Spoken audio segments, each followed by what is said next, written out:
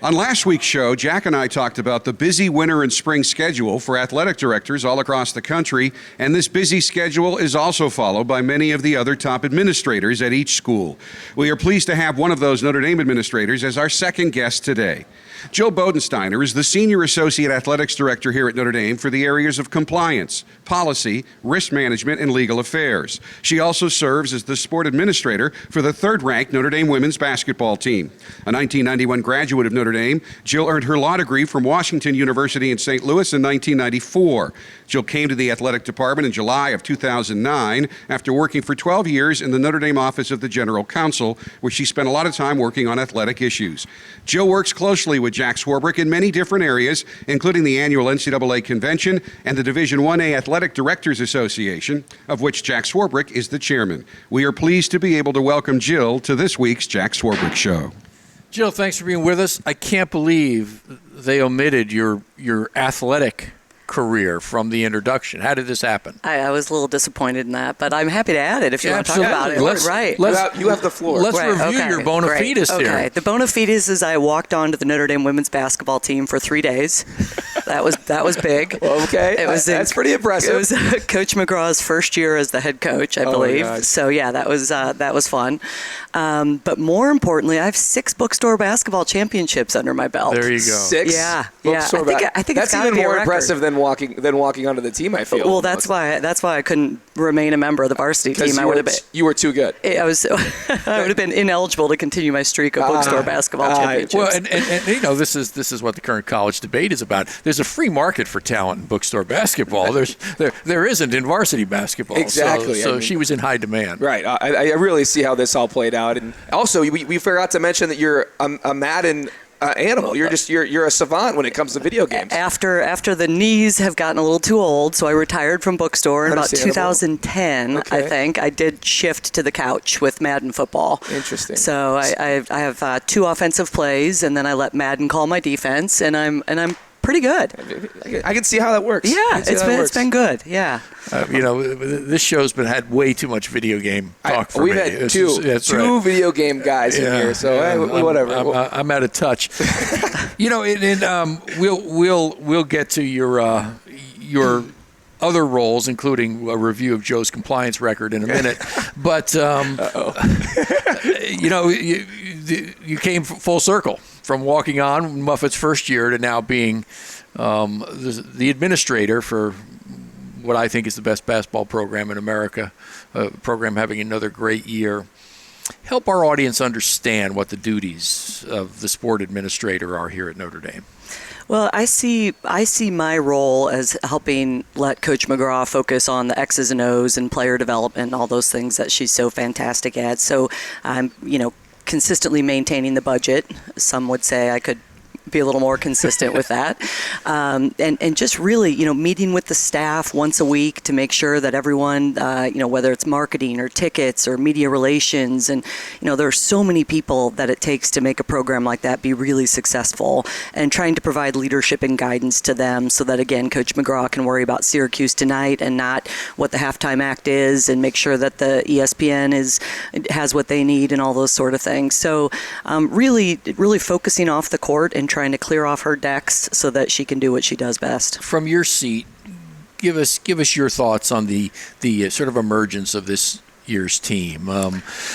It's been a great story. Developed its own personality and getting contributions from a lot of people. It's a extremely likable team. I really enjoy spending time with them. I've had I get a chance to travel everywhere with them, and we've had a few dinners over at staff houses where we can just really kick back, and yes, video games might break out at those. Three times. That's 3. That's 3 for those counting at home. Just a really likable group of young women, and to watch them find their roles, which have shifted, right? With some players who we thought were coming back who didn't, and then with Brianna Turner's injury, really playing with 4 guards, and watching the 2 freshmen come off the bench at any given time and, can score. They're like, remember Vinnie Johnson, the microwave for the Pistons? That's sort of their role. They just can come in and light it up. And, they might be in for a 6-minute stretch and put 10 on the board. So it's been really, really fun to watch. We have some great individual leaders, but it's also leadership by committee, informally, and it's been great. I think we're really coming together. I think tonight will be interesting. I mean, a lot of teams try and slow it down against us. Syracuse is going to press the heck out of us and play a zone, so we need to beat the press and shoot well. That they'll be moving, so we'll get a chance to get out and run a little bit, I think. So you're obviously a mentor to the girls and the team, to the people in the administrative staff, and you're involved with that program, across the board, in our athletic department. Talk a little bit about maybe what prepared you to be this mentor, this resource for really everyone, which is incredible. And then also maybe if there was a mentor that kind of groomed you to kind of do the role that you are in now. So I'm just kind of curious what you have to say about that.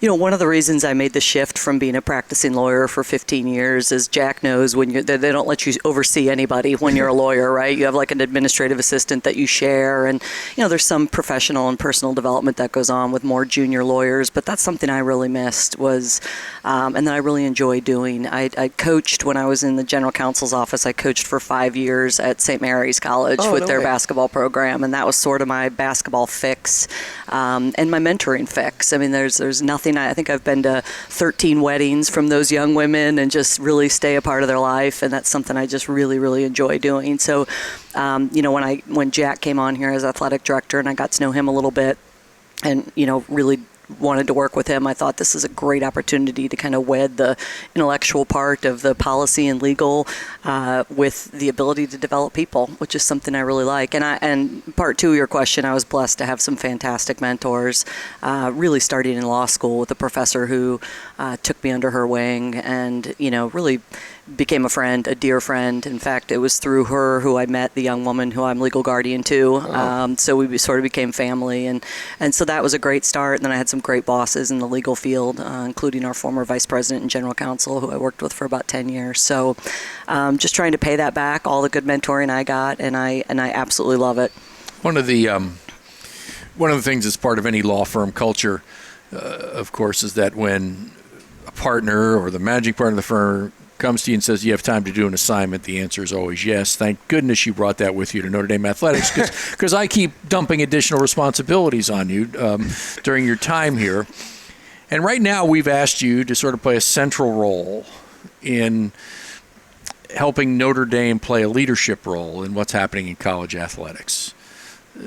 Help our audience understand the various ways in which you're helping Notre Dame, but I think more importantly, the industry think about these issues.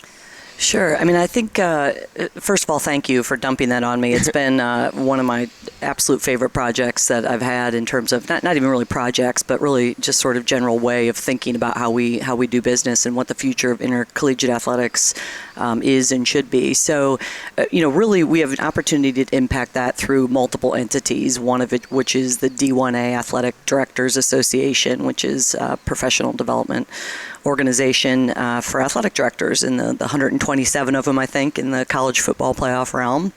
And Jack Nolan referenced it earlier. Another is through our conference, the Atlantic Coast Conference, which has been a fabulous partner. And a third is directly through the NCAA, through their staff and committee structure. I've served previously on the Committee on Women's Athletics and currently on an ad hoc financial aid committee that's really looking at the future of financial aid, the recent changes in the future. So really those three avenues are sort of the venues in which I've tried to take Notre Dame's voice nationally. But I think the D1A is probably the most exciting right now, thanks to your leadership and the leadership of the newly hired CEO and President Tom McMillan, who, profile-wise, Rhodes Scholar, NBA player, and congressman from Maryland, I believe, just going to be a great leader. And when he's finding his voice and getting to know the right people and understanding the issues, and it's been really fun to tag along with him during his first few months on the job, and help. That the sort of the theme is let's have the athletic directors sort of retake the future and the landscape of college athletics, and it's been exciting helping during that ride. one of the things we mentioned in there was that you were on the committee on women's athletics with 3 sisters of my own.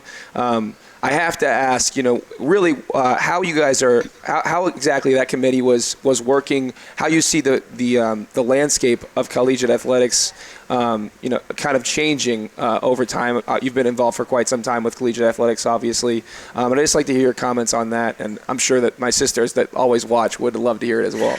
Yeah, I having sort of grown up in the early years of Title IX, which was passed in 1972, so I guess I didn't grow up in the very early years, but Title IX, I won't bore you with the legal background, but it really didn't get any teeth until the late 80s. Okay. Based on some Supreme Court decisions. And so people celebrate the 40 or 45th anniversary. I really celebrate personally the 20th anniversary of Title IX. So having grown up as a basketball player and a high school athlete during that time, just to see the changes now in participation opportunities for girls and women, it's been fantastic. It's been a huge piece, watching the Women's World Cup and seeing Notre Dame women's basketball pack in the arena. When I was a student here, it'd be, me and 20 friends and a handful of folks from the community. I mean, literally 300-400 people. And the fact that we have regular sellouts of 9,179 or whatever it is just fantastic. And there's no doubt Title IX has played a significant role in all of that. As it matures and as participation opportunities become more and more prevalent for girls and women, I think that things change a little bit enforcement-wise, and the importance of Title IX into more of the experience, equipment, travel, financial aid, those sorts of things. So certainly when I was on the Committee on Women's Athletics, we spent a good deal of time analyzing legislation, proposed NCAA legislation, and trying to evaluate the impact of that on gender equity in Title IX, making sure that we weren't, as member institutions, passing legislation that would make it harder and harder for members to comply with Title IX. Jill, thanks so much. I think that answer in particular gave our audience a good insight into the impact you not only make on a micro level here at Notre Dame and helping us in so many ways, but nationally. And it's important, I know you and I agree, for Notre Dame to play that role, and your leadership and in helping us not sit back and wait for the future to come to us, but shape it is a great gift to Notre Dame. We thank you. And our audience can look forward to video later in the year of Jill and Joe playing Madden. Yes, and yes. We'll have our own eSport championship, and we'll see who wins. As long as you're in there as well. You already got me putting the hockey pads on. Yeah, we are going to do that. I'm refereeing. Jill, thanks a lot for being with us. Thanks for having me, guys. Great to see you. We'll be back in a minute.